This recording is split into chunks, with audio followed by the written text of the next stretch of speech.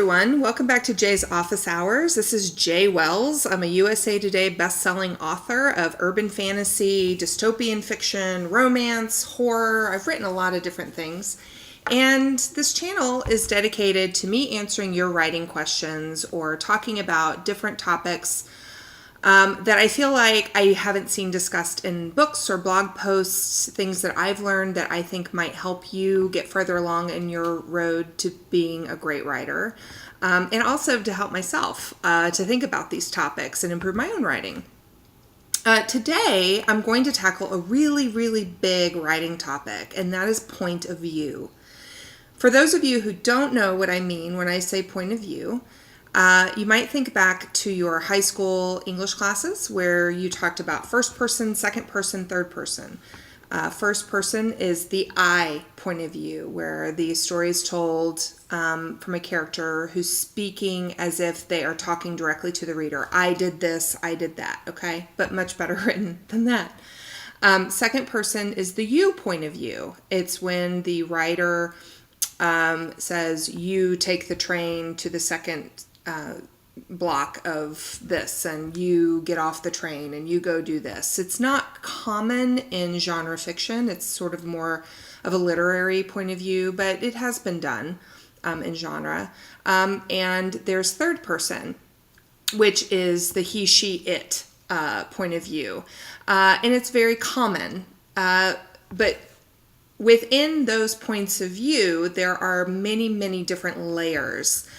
You have close point of view, you have omniscient point of view. There's all sorts of different ways to approach each of those. And frankly, the topic of point of view could be an entire month's worth of videos. So if you want to know more than this kind of general overview, let me know and I'll try and dig in a little bit deeper next time. So this question is from Princess Flame 001, who said, I love listening, watching to your videos. They help me grow as a writer. Thank you so much. That's the goal. Do you have a favorite point of view? Is her first question. That's a really tricky one to answer because talking as a writer, I think it's pretty obvious that first person point of view is my favorite. Probably 90% of the books I've written have been written in first person. However, I have written in third, and I really love that too. It really depends on what's best for the story, what kind of genre I'm writing. Urban fantasy does tend to be first person point of view, which is why most of my books are written in first. I wrote a horror novel that was written in multiple third point of view. I've written a romance novel that was in third point of view, but I've always also written a romance novel that was in first. So a lot of it just depends on the story and what it needs. And we'll get into why you would pick one or the other in a minute. As a reader, again, it also depends mainly on the genre, I've realized. For example, when I read romance novels, which is actually one of my favorite genres to read, I prefer third person. I think that first person can get a little too navel-gazy, and the purpose of a romance is to explore a relationship between two people, and I think the I point of view makes it a little too, it can make the character seem a little whiny and self-absorbed if it's not done well. I've seen very few first-person romances that I have enjoyed, although it has happened. A lot of it depends on the skill of the writer and the story. Urban fantasy, absolutely first point of view. Something like mysteries or thrillers, it doesn't matter. I'm pretty agnostic about it. A lot of it depends on the skill of the writer. So again, it just depends. Sometimes, before I was a writer, I didn't even notice things like point of view in my choices. It's only something I've really paid attention to since I've studied the craft. Some people have very, very strong opinions. Some people will never ever read first person point of view, although I feel like that opinion was stronger probably about 10 years ago before first person was as common. I think urban fantasy had a lot to do with that. Chick lit as well in changing people's minds. Now you see a lot of romance that's written in first person.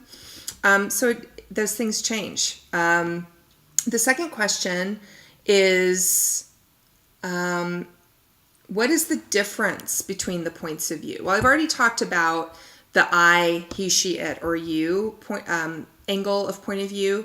But point of view really is about where the camera is. In first person, it is I have the camera and you only see what I see and what I tell you about. With third person, the camera jumps from person to person and you see what each of them sees. So first person's great because it's very close and you get a lot of insight into the character's mind and what they're thinking. But the drawback is that that character has to be in every scene of your book, which can be a little tricky. I have run into this many, many times in my urban fantasies where I'm like, God, I cannot, how am I going to write the scene about something that happened when she wasn't there? And so you have to get kind of creative about overhearing conversations, or, you have to use different tricks so that they can be someplace where they're not supposed to be, or they overhear it, or somebody else tells them about something that happened, but that can really reduce the tension of the reveal of that information. So those are things you have to take into account if you're choosing first person. For third person, I wrote the horror novel that I wrote. It's actually an Appalachian Gothic novel. I have not sold it yet, so don't worry, you haven't missed it yet. It has, I think, 6 or 7 point of view characters. And for me as a writer, that was a really fun challenge because I had to come up with a distinctive voice for each of those points of view. I had to think about what each particular person would see in a scene, how they would describe it. I had to give them each a unique vernacular that they use that identified them. And so as a writer, that was a little bit more of a challenge because I had to juggle so many different people, but it also gave me a lot more flexibility with storytelling because I could always have somebody, an important character there to see what was happening. And I could always pick the character that had the most stakes in that scene, or the one that would have the most interesting way of describing the action of that scene. So it was a way more flexible. You also have the option in third point of view of taking the camera really close to the action or pulling it away a little bit. And I think that's why you see most stories written in third, because it is the most flexible type of point of view to write in. You can also go omniscient with your third person. That's not as common these days. It is obviously an option if that works best for your story. Honestly, really well written third person, if it's really close, can have the effect of first person. But I think honestly, one of the reasons that first person's so popular is because we live in kind of the self-absorbed society where we're all kind of narcissists. We post everything online. So I think that drives the popularity of first. And I also think that there's a confessional feeling to first that people enjoy. It can feel like having a conversation with somebody and you feel like you really get to know them. It's a little less distancing. So there's, benefits and drawbacks. And of course, the genre you're writing really does have a lot to do with which point of view you're going to use. But there are exceptions. For example, Lee Child's very famous and popular and wonderful to read Jack Reacher series is not, he changes point of view. Some of the earlier books I think were first, and then he switched to third, and some people didn't even notice. So with a skilled writer, you can pull off any point of view. So don't feel confined if you can do it well, but definitely study it so you know how to do it. I guess that goes with any writing advice. I've talked a little bit about how the choice of point of view can affect the story. I guess the thing is that a lot of it depends on just getting in and writing. I notice, a lot of times I talk about stories and I'll discuss them with my friends, or I'll talk about it with my husband or whatever, and I'm getting really excited. It's the story's going to do this and do this and do this. But until I actually sit down and start putting words to the page, all bets are off. Sometimes I sit down to start writing and for example, I'll start writing in first person and the character is just not working. And so I'll experiment and say, well, let me try this in third. And then suddenly she's singing on the page. So a lot of it's just a matter of experimenting and seeing what works. That's, honestly, that's like 98% of this writing game. Sit down and see what works. If you can pull it off, you can do it. I shouldn't really distill it down that much because you won't want to watch any more of my videos, but that really is the secret. You sit down, you do the work, you see what works. And it's good to know the craft, which is why you watch videos like mine, because you want to learn the rules. But the best writing is about breaking the rules well, and knowing why the rules exist in the first place and then working around them. So for example, if the rule is urban fantasy has to be in first person, well, not really. Just because it has been doesn't mean you have to write a first person urban fantasy. Just like those writers who started writing romance in first person. That used to never happen. And now it's really popular. So you can be the one who starts a whole new trend by playing around and experimenting. I hope that gives you an overview of sort of the differences. I didn't talk a lot about second person because, like I said, it's not really done that much in genre fiction. It tends to be a more literary or upmarket style of writing. It also, I think, sometimes comes off as a gimmick. And I think it can be hard to stomach for an entire novel. And I honestly haven't written anything in second.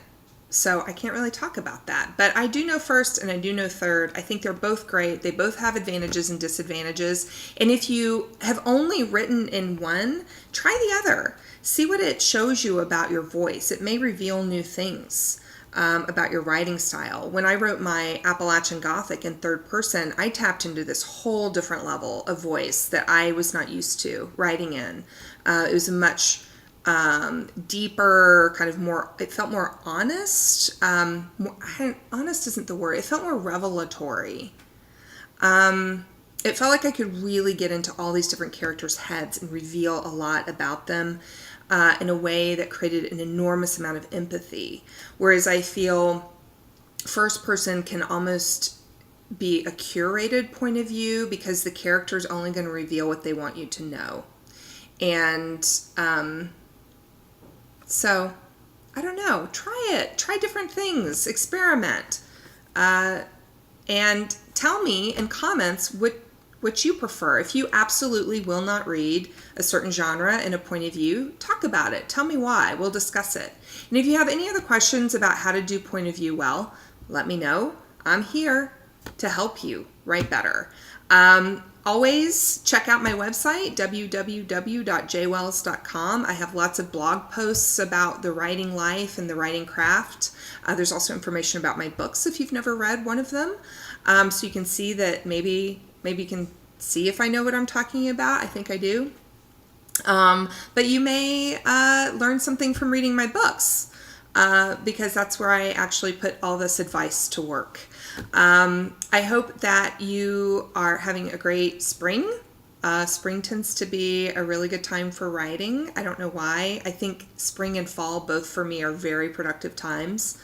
And I hope they are for you. And I will see you next time. Thanks so much. Bye.